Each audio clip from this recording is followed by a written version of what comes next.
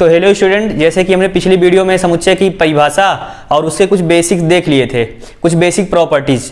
तो आज हम फिर से उसी को थोड़ा बहुत रिवीजन कराऊंगा, उस पर कुछ और आंकिक प्रश्न कराऊंगा। ठीक है, तो आज चलो देखते हैं समुच्चय क्या। समुच्चय को थोड़ा रिवीजन मैं करा दूं। समुच्चय क्या होता है? समुच्चय भिन्न भिन्न वस्तुओं का सुपरिभाषित संग्रह समुच्चय कहलाता है। मतलब well defined collection of any object is called समुच्चय। तो देखिए, सुपरिभाषित का मतलब जो मैं कह रहा हूं वेल डिफाइंड कलेक्शन मतलब सुपरिभाषित। इसको मैं फिर से थोड़ा बहुत आपको एक्सप्लेन कर दूं। सुपरिभाषित संग्रह जो कह रहा है, इसका मतलब क्या है? जैसे कि मैं दो स्टूडेंट को पकड़ा, ठीक है, उनसे पूछा कि एक ईयर में कितने महीने होते हैं, मतलब एक साल में कितने महीने होते हैं। तो एक है राम, इनसे पूछा तो उन्हें बताया जनवरी, फरवरी, मार्च, अप्रैल, मई, जून, जुलाई, अगस्त, सितंबर, अक्टूबर, नवंबर, दिसंबर, मतलब 12। और एक पकड़ा श्याम, इनसे भी मैंने पूछा तो वही बताएंगे 12। ठीक, एक साल में 12 महीने होते हैं और इनके लिए भी एक साल में 12 महीने होते हैं। तो दोनों क्या हैं? सेम बता रहे हैं, मतलब दोनों सुपरिभाषित है ना कि एक साल में 12 महीने होते हैं। श्याम के लिए भी एक साल में 12 महीने होते हैं। ठीक है, तो क्या है? ये समुच्चय है। अब इन्हीं दोनों से मैं पूछ रहा हूं, राम से, कि अपने क्लास के 3 ऐसे स्टूडेंट का नाम बताओ जो पढ़ने में सबसे अच्छे हैं। तो राम ने बताया नीरज, अमन, अमरनाथ, और श्याम ने बताया अमन, अनुज, अमन, अनुज, आदित्य,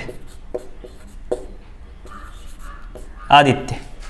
ठीक, तो राम ने क्या बताया? नीरज, अमन, अमरनाथ, और श्याम ने बताया अमन, अनुज, आदित्य। मतलब इनकी ओपिनियन कुछ और है और इनकी ओपिनियन कुछ और है। मतलब ये कुछ और बता रहे हैं, ये कुछ और बता रहे हैं, मतलब दोनों का सेम नहीं है, दोनों की ओपिनियन सेम नहीं है, इसलिए समुच्चय नहीं होगा। सुपरिभाषित का यही मतलब होता है कि इनके लिए भी वही होना चाहिए और इनके लिए भी वही होना चाहिए।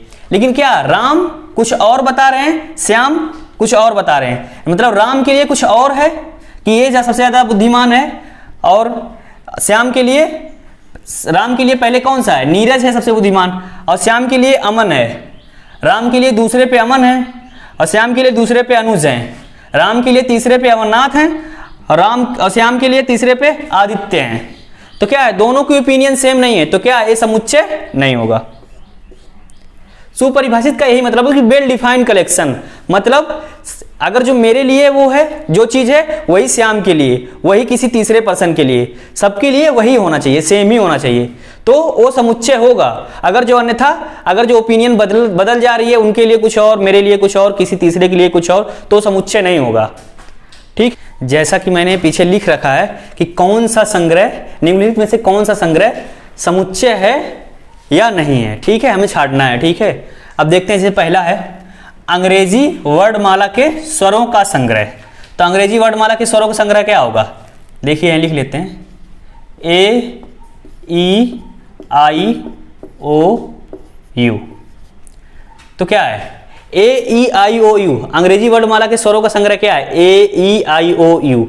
किसी से आप भी पूछेंगे कि ये समुच्चय है या नहीं, तो ये क्या है? समुच्चय है। क्योंकि अगर जो आप किसी भी स्टूडेंट से पूछेंगे अंग्रेजी वर्णमाला के स्वरों का समुच्चय क्या होगा, तो क्या बताएगा? ए ई आई ओ यू ही बताएगा, सबके लिए ही सेम होगा, तो ये समुच्चय होगा। अब दूसरा है भारतवर्ष में नदियों का संग्रह। तो भारतवर्ष में जितनी नदियां हैं, वो भी मेरे लिए भी उतनी नदी है, आपके लिए भी उतनी है। ठीक है, जितनी भी काउंट होके हों, जैसे कि मान लीजिए 10 हैं, ठीक है, तो आपके लिए भी 10 होंगी, मेरे लिए भी 10 होंगी, तो क्या होगा? ये समुच्चय है। और दूसरा है भारत के बुद्धिमान खिलाड़ियों का संग्रह। तीसरा क्वेश्चन है भारत के बुद्धिमान खिलाड़ियों का संग्रह। तो मैंने पहले ही बता दिया था इससे पहले वाले लेक्चर में कि कभी बुद्धिमानता या गुणवत्ता या उसके सुंदरता को समुच्चय डिफाइन नहीं करता।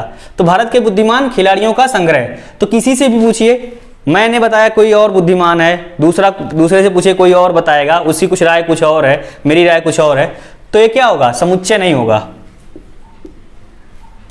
और तीसरा है भारतवर्ष में पाए जाने वाले सभी खतरनाक जानवरों का संग्रह। तो मेरी ओपिनियन कुछ है, मेरे लिए जैसे कि शेर हो सकता है, हाथी हो सकता है, कि कोई किसी दूसरे पर्सन से पूछेंगे उसके लिए कुछ और हो सकता है, वो कुछ किसी और को मानता होगा कि ये खतरनाक जानवर है, मेरे लिए कुछ और, दूसरे के लिए कुछ और, तो क्या होगा? ये भी समुच्चय नहीं है, ये संग्रह समुच्चय नहीं होगा। सभी विषम प्राकृतिक संख्याओं का संग्रह। अब देखिए विषम प्राकृतिक संख्या क्या होती है? 1 3 5 7 9, ठीक है, डैश डैश डैश इनफाइनाइट तक चली जाइए। तो ये संग्रह समुच्चय होगा कि नहीं? होगा, क्योंकि विषम प्राकृतिक संख्या 1 3 5 7 9 किसी से भी आप पूछेंगे तो यही बताएगा।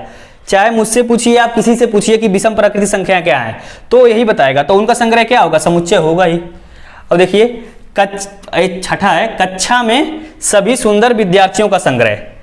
तो मेरे लिए कुछ और, मैं किसी और को सुंदर मानता हूं, ठीक है, आप किसी और को सुंदर मानते हैं, ठीक, तो क्या है? मेरे लिए मेरी ओपिनियन कुछ और है, आपकी ओपिनियन कुछ और है, तो ये क्या होगा? समुच्चय नहीं होगा। वैसे भी हम सुंदरता से समुच्चय को डिफाइन नहीं करते, ठीक है, ये समुच्चय की परिभाषा के अंदर आता नहीं।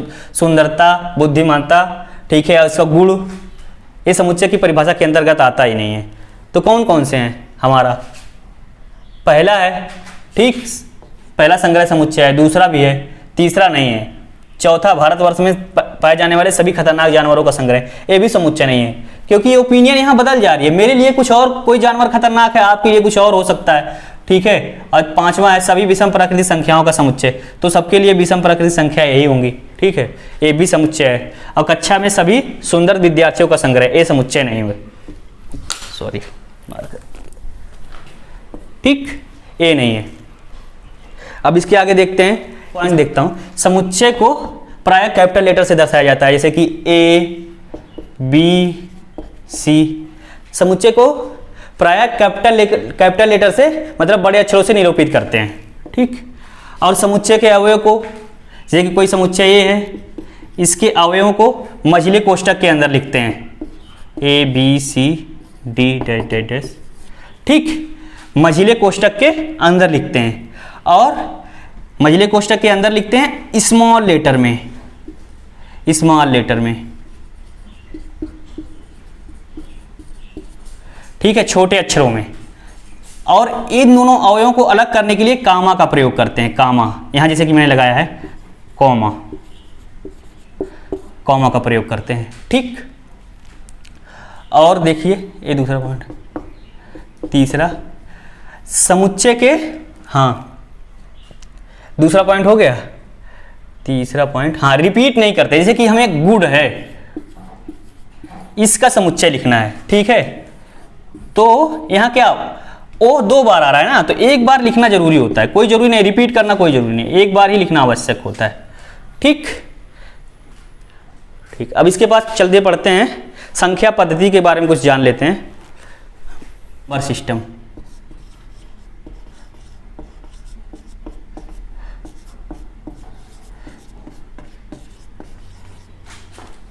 क्या है?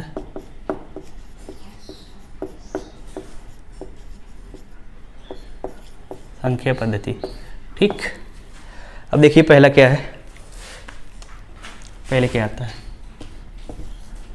इसको थोड़ा जब हम संख्या पद्धति पढ़ेंगे उसको डिटेल्स में पढ़ेंगे, यहाँ पे समझ लेते हैं, ठीक है। पहले क्या है, नेचुरल नंबर, नेचुरल नंबर,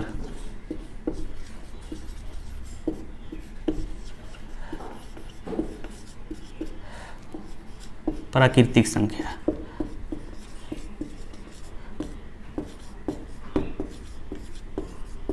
ठीक। देखिए प्राकृतिक संख्या 1 से स्टार्ट होती है, इनफाइनाइट तक जाती है, और इसे n से निरूपित करते हैं। ये देखिए इससे n से निरूपित करते हैं, और ये 1 से स्टार्ट होती है, इनफाइनाइट तक जाती है। ये क्या है, प्राकृतिक संख्या, नेचुरल नंबर। प्राकृतिक संख्या 1 से स्टार्ट होती है, सही से लिखते हैं, 1 से स्टार्ट होती है, इनफाइनाइट तक जाती है, ये नेचुरल नंबर्स होती है। अब इसी में इसके बाद आता है होल नंबर्स। होल नंबर्स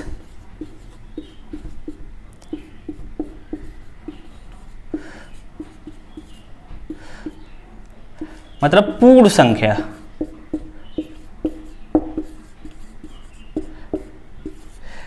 पूर्ण संख्या जब इसमें जीरो इंक्लूड कर देते हैं, zero, 0 1 2 3 4 5 dash dash dash infinite. जब नेचुरल नंबर में जीरो भी इंक्लूड हो जाता है तो क्या हो जाता है? Whole numbers. तो 0 1 2 3 4 5 डैश डैश इनफाइनाइट तक जाती है। अब तीसरा है इंटीजर्स। इंटीजर्स पूर्णांक संख्या।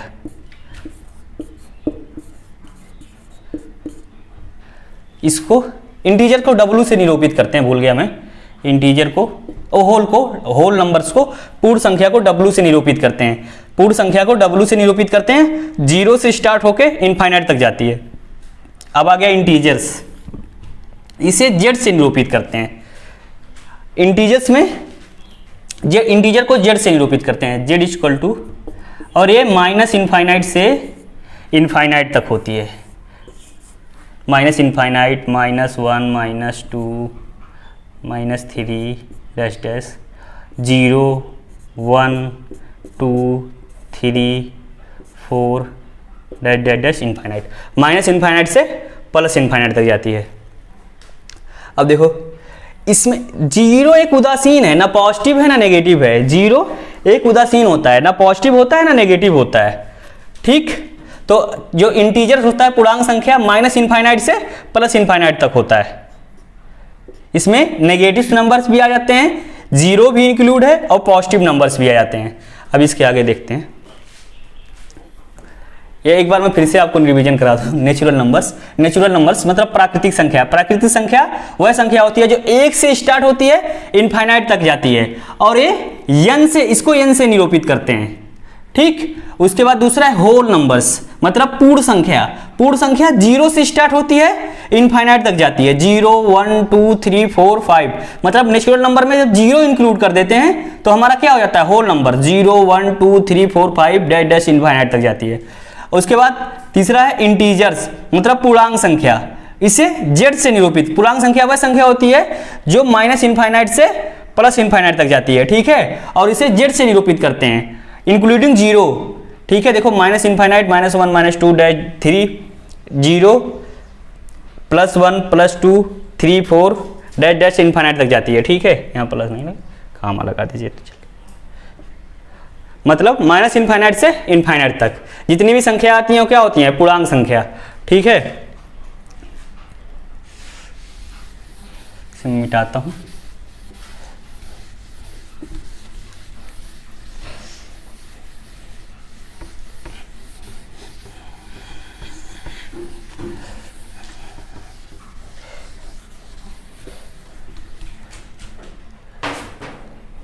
अब इसके है चौथी है, जैसे पूछ लिया पॉजिटिव इंटीजर।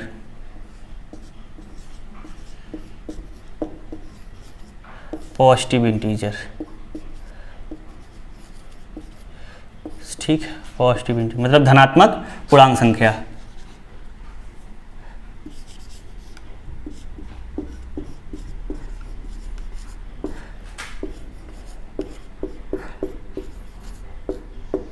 संख्या क्या होगा? Positive integer.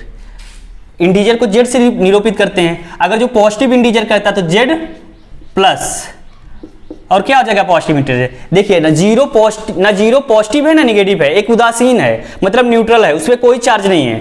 ठीक, तो हमारा क्या कर रहा है? पॉजिटिव इंटीजर धनात्मक पूर्णांक संख्या, तो जीरो तो नहीं होगा। 1 2 3 4 5 डैश डैश डैश इनफाइनाइट तक जाएगा। ठीक है, पॉजिटिव इंटीजर है। अब यहीं आपसे पूछ रहे ऋणात्मक इंटीजर्स मतलब नेगेटिव इंटीजर्स।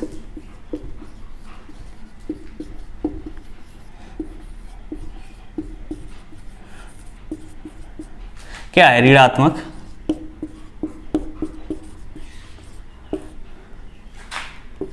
पूर्णांक संख्या, ऋणात्मक पूर्णांक संख्या। तो पॉजिटिव था तो z प्लस लगा था, नेगेटिव है तो z माइनस, क्या हो जाएगा -1 -2 -3, ठीक है, dash dash dash dash dash minus infinite तक। ठीक,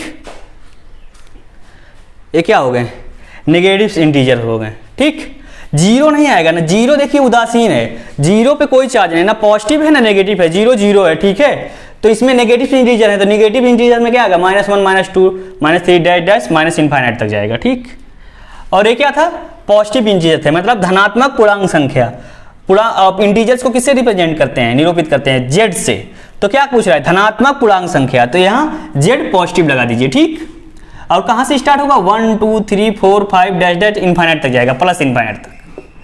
ठीक, और नेगेटिव्स इंटीजर्स मतलब ऋणात्मक पूर्णांक संख्या, तो इस पर क्या लगा दिए, जेड माइनस, और कहाँ से स्टार्ट होगा, -1 -2 -3 डैश डैश डैश तक माइनस इन्फाइनाइट तक जाएगा। ठीक, अब इसके बाद देख लेते हैं, मैं लिख लिया हूँ परिमेय संख्या क्या होती है, रेशनल नंबर्स। रेशनल नंबर इसे क्यू से निरूपित करते हैं, क्यू बराबर p/q। ठीक है, सच दैट p और q जो है बिलोंग टू z, मतलब p और q क्या है, इंटीजर्स हैं, p और q इंटीजर्स हैं, p और q इंटीजर्स हैं, p और q सच दैट, इसे सच दैट से पढ़ते हैं, such that p/q, such that p और q क्या है हमारी, इंटीजर्स, बिलोंग टू z, मतलब p और q इंटीजर्स हैं, जो z क्या है, इंटीजर होता था, और p q दोनों इंटीजर्स हैं, और q बराबर नॉट इक्वल टू 0, मतलब ए वाला आप फार्मूला तो पढ़े होंगे, जब भी पढ़ेंगे p/q, r बराबर p/q और q बराबर नॉट इक्वल टू 0 होता था, क्योंकि यहाँ 0 जो हो जाएगा तो क्या हो जाएगा, मतलब मान लो p बराबर 1 है और q बराबर अगर जो आप 0 लेते हैं, ठीक है, तब देखिए क्या होता है, r बराबर 1/0, जिसका मान क्या होता है, अनडिफाइन होता है, ये एग्जिस्ट ही नहीं करता है, डज नॉट एग्जिस्ट, मतलब 1/0 क्या होता है, इनफाइनाइट।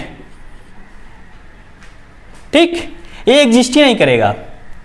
ठीक, अब देखिए परिमेय संख्या पहचानने का दो तरीका है। ठीक है, सतत टर्मिनेटेड, यानी फुल्ली डिवाइड हो जाए, जैसे कि 14/5 है। ठीक है, तो 5 दूना 10,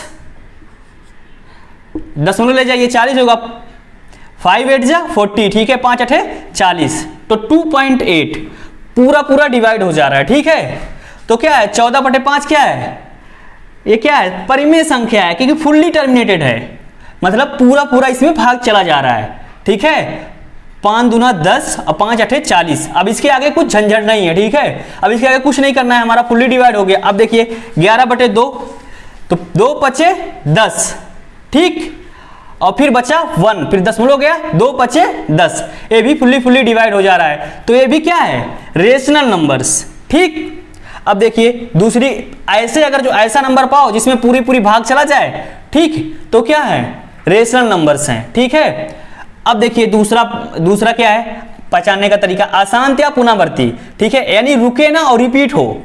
ठीक, जैसे कि 4/3 है, 4/3 में 4 में हम 3 से भाग देंगे तो क्या आएगा, 1, 4 करने 3 करने 3, उसके बाद क्या बचेगा, 1 बचेगा, 3 3 10 हो जाएगा। ठीक है, 10, और उसके बाद 3 3 9, फिर भाग देंगे, फिर 1 बचेगा, फिर 3 3 9, 3 3 9, 1.3333 रिपीट होते चला जाएगा।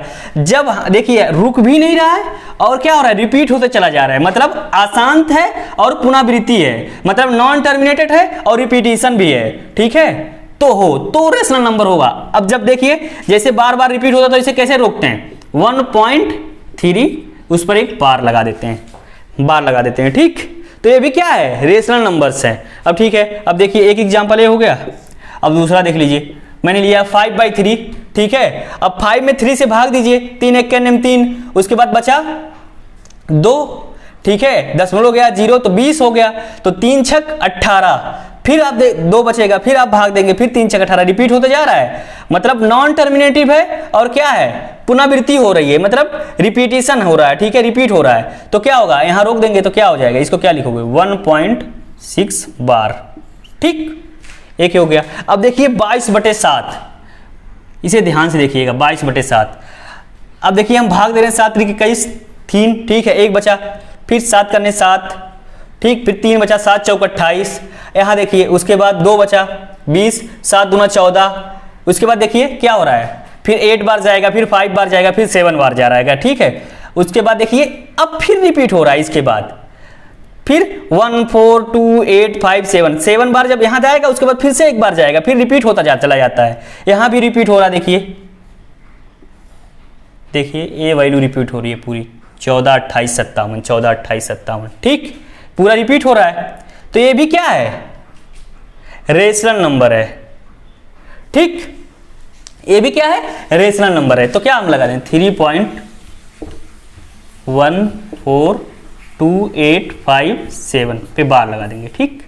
22/7 भी क्या है, रेशनल नंबर है, ठीक। एक बार मैं फिर से आपको समझा देता हूं, परिमेय संख्या रेशनल नंबर, इसे क्यू से निरूपित करते हैं, ठीक है, क्यू से, क्यू और रेशनल नंबर क्या है, P बाई क्यू के फॉर्म में होती है, ठीक है। और P by Q such that P और Q क्या होता है, एक इंटीजर्स होता है, ठीक है, P और Q इंटीजर्स हैं, और Q बराबर नॉट इक्वल टू 0, ठीक है। ये तो सेट लिखा है, लेकिन ए वाली कंडीशन R बराबर P बाई क्यू, ठीक, यही कंडीशन है। जो ये वाली कंडीशन फॉलो करेगा वो क्या है, रेशनल नंबर, मतलब परिमेय संख्या है। जो ये वाली कंडीशन फॉलो करेगा क्या है, R बराबर P बाई क्यू, Q बराबर not equal to 0, P by Q, P और Q जो है वो क्या होना चाहिए, इंटीजर, और Q बराबर नॉट इक्वल टू 0, तो क्या होगा, रेशनल। और फिर ए वाली कंडीशन और प्लस ये है कि टर्मिनेटेड हो, फुल्ली डिवाइड हो, ठीक है, और दूसरा अशांत हो और पुनरावृत्ति हो उसकी, जैसे कि 5/3 है, 4/3 है, 22/7 है, जहां भी ऐसे मिले तो क्या है, रेशनल नंबर है, ठीक। अब इसके बाद पढ़ेंगे, इसके बाद हम देखते हैं अपरिमेय संख्या, ठीक।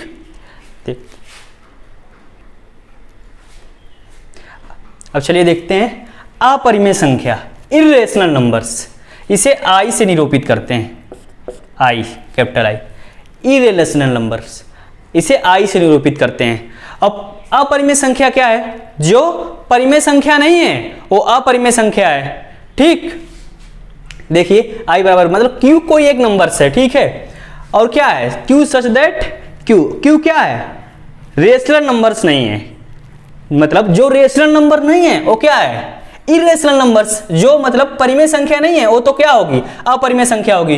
तो आई बराबर Q such that Q does not belongs to capital Q, मतलब does not belong to rational numbers, मतलब क्यू क्या होना चाहिए, रेशनल नंबर नहीं होना चाहिए, मतलब क्यू जो है परिमेय संख्या नहीं होना चाहिए। तो क्या है, तो क्या होगी, अगर जो क्यू परिमेय संख्या नहीं होगी तो क्या होगी, अपरिमेय संख्या होगी।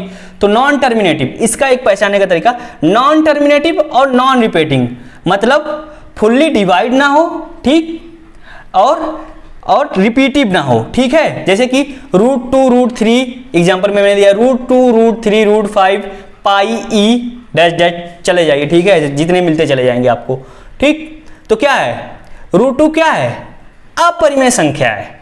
देखिए √2 का मान क्या है, मैंने क्या लिखा, नॉन टर्मिनेटिव नॉन रिपीटिंग, तो √2 का मान क्या होता है, 1.41421356, ठीक है।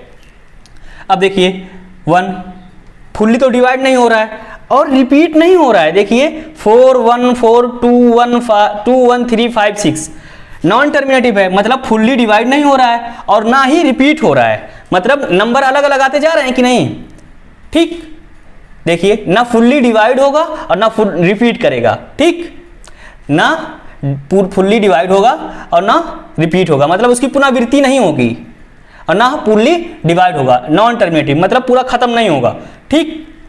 तो क्या होगा, ओके, क्या अपरिमेय संख्या होगा, पहचानने का तरीका। अब देखिए 22/7 क्यों अपरिमेय संख्या नहीं है और पाई क्यों अपरिमेय संख्या है, ठीक है। तो 22/7 क्या है, 22/7 को जब डिवाइड करेंगे आप कैलकुलेटर से 3.14587, इसकी वैल्यू क्या होती थी, रिपीट होती थी, इसलिए क्या था, परिमेय संख्या था, ठीक है। 22/7 क्या था, परिमेय संख्या था, लेकिन पाई का जो मान होता है 3.145926, ठीक है। देखिए जो पाई का मान लगभग में मान लेते हैं हम पाई का मान 22/7, लेकिन एग्जैक्टली नहीं होता, इसलिए 22/7 होता है, वो क्या होता है, परिमेय संख्या, लेकिन पाई क्या होता है, एक अपरिमेय संख्या होता है। देखिए पाई का मान क्या होता है, 3.14596, लेकिन 22/7 का मान क्या होता है 3.14587। इसकी वैल्यू क्या हो रही है, रिपीट हो रही है, ठीक है ना, फुल्ली डिवाइड हो रही है ना, और रिपीट भी, पुनरावृत्ति हो रही है, ठीक है। इसलिए 22/7 क्या है, एक परिमेय संख्या है। इसलिए जब आप कहीं क्वेश्चन लगाते हैं तो पाई का मान 22/7 वहां दे देता है,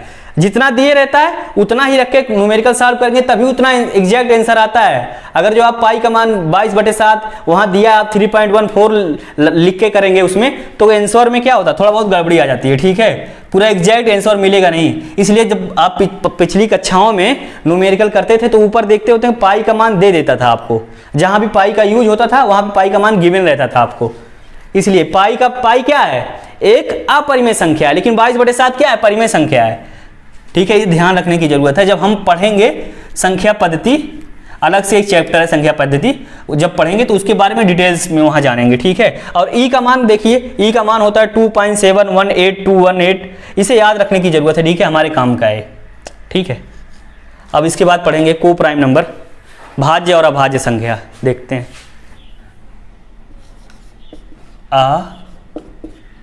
अभाज्य संख्या क्या होती है, प्राइम नंबर।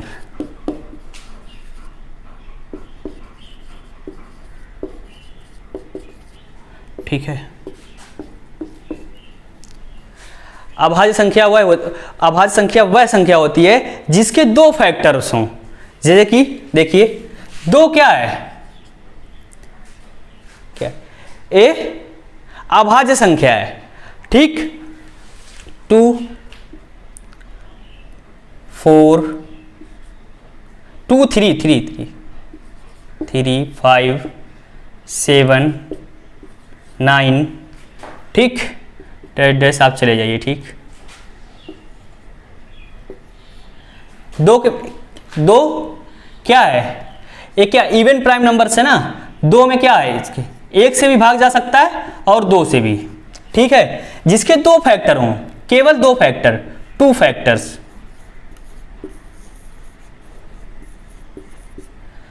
दो में क्या एक से भी भाग जाएगा और दो से भी जाएगा, इसलिए क्या है, एक अभाज्य संख्या। 3 में भी एक से भी जाएगा और 3 से भी जाएगा, 5 में भी एक से भी जाएगा और 5 से जाएगा, 7 में एक से जाएगा और 7 से भी जाएगा, ठीक। और 9 में नहीं, 9 नहीं है, 11 होगा, ठीक है। 11 में एक से भी भाग जाएगा और 11 से भी जाएगा, ठीक। तो क्या है, एक 2 3 5 7 डैश डैश डैश इनफाइनाइट तक चले जाइए आप, ठीक है। ये क्या होंगी, प्राइम नंबर्स, मतलब अभाज्य संख्याएं। अभाज्य संख्या यानी प्राइम नंबर्स उस नंबर को कहते हैं जिसके दो फैक्टर्स हों, जैसे कि 2 3 5 7 11 डैश डैश इनफाइनाइट तक, मतलब एक तो एक से भाग जाए, चला जाए और उसी नंबर से भाग जाए, किसी अन्य और नंबर से भाग ना दे पाए उसमें, यानी उसके जिसके दो फैक्टर्स होते हैं वो क्या होती है, जिसके दो फैक्टर्स होते हैं वो अभाज्य संख्या होती है। जैसे कि अब मैंने यहां लिख दिया है, ठीक है, अब देख लीजिए, मतलब अभाज्य संख्या वह संख्या होती है जिसके, लिख लीजिएगा जब आप नोट्स बनाइएगा, जिसके दो फैक्टर हों,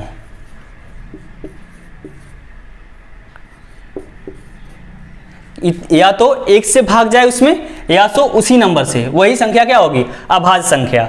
अब देखिए को प्राइम संख्या, ठीक, भाज्य संख्या या को प्राइम नंबर्स।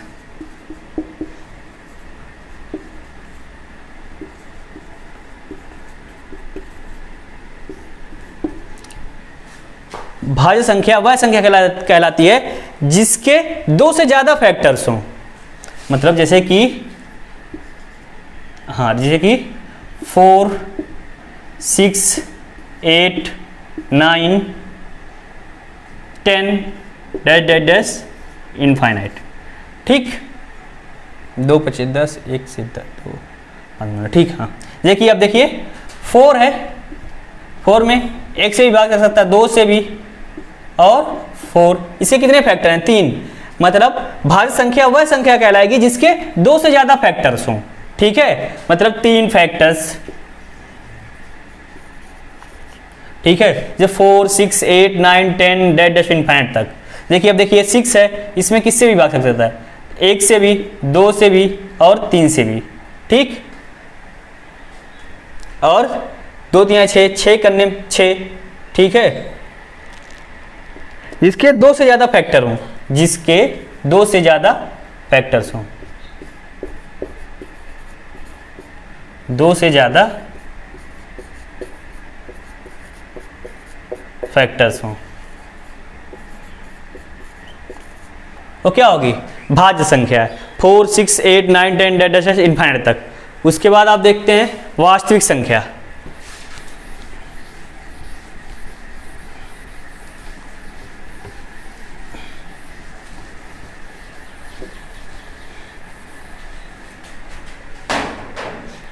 वास्तविक संख्या,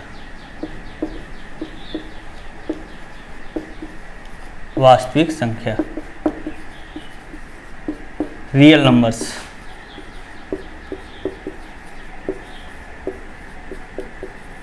ठीक, इसे R से निरूपित करते हैं, R से, ठीक। वास्तविक संख्या वह वास्तविक संख्या माइनस इनफाइनाइट से प्लस इनफाइनाइट तक होती है, माइनस इनफाइनाइट से प्लस इनफाइनाइट तक जितनी संख्या होती हैं सब क्या होती हैं, वास्तविक संख्या। जैसे कि अब इसमें क्या क्या आ जाएगा, natural numbers, whole numbers, integers, natural numbers, whole numbers, integer, rational numbers, irrational numbers, ठीक है। सारे नंबर्स माइनस इनफाइनाइट से इनफाइनाइट तक जितने भी नंबर होते हैं क्या होते हैं, सब वास्तविक संख्या होती हैं, ठीक है। तो वास्तविक संख्या वह संख्या होती है, वास्तविक संख्या वह संख्या जो माइनस इनफाइनाइट से प्लस इनफाइनाइट तक जितनी संख्या होती हैं, वास्तविक संख्या माइनस इनफाइनाइट से प्लस इनफाइनाइट के अंदर जितनी संख्याएं आती हैं सब क्या है, वास्तविक संख्या। वास्तविक संख्या और उसके अंदर क्या, natural numbers, whole numbers, integers, rational, irrational सब आ जाती हैं, ठीक है। ये